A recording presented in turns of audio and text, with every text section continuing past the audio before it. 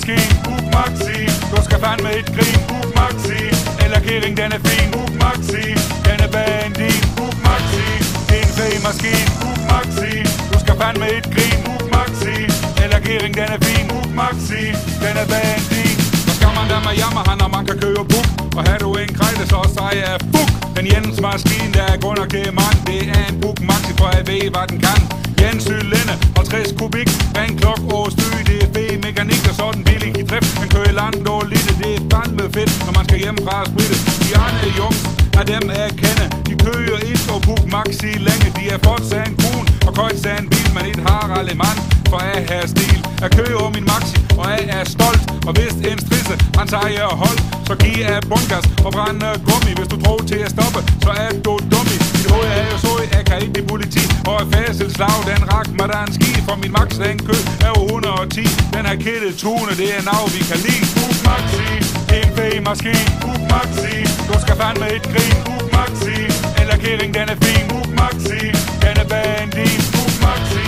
En fed maskine, Bug Maxi. Du skal fandme et grin, Bug Maxi.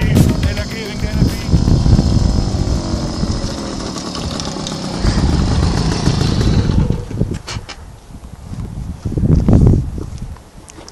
Der findes ca. 160.000 knallerter i Danmark, hvilket svarer til ca. 1 ud af 33 ejer en. Knallerter støjforurener og må ikke køre alle steder.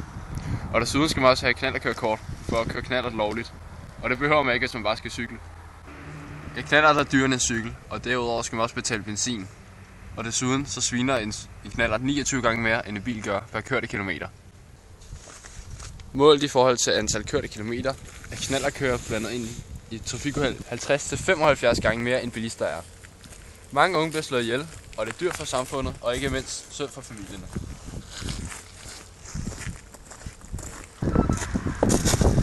Udover at være billigere, så er en cykel også meget sundere for din krop og alle omkring dig. Og selv miljøet væster for at køre på cykel.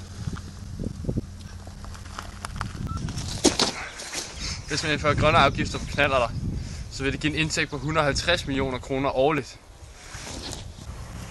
Danskerne er den befolkning i hele verden, der cykler allermest. Vil du ikke holde den rekord? Så dropper du knallerten, for det gør vi.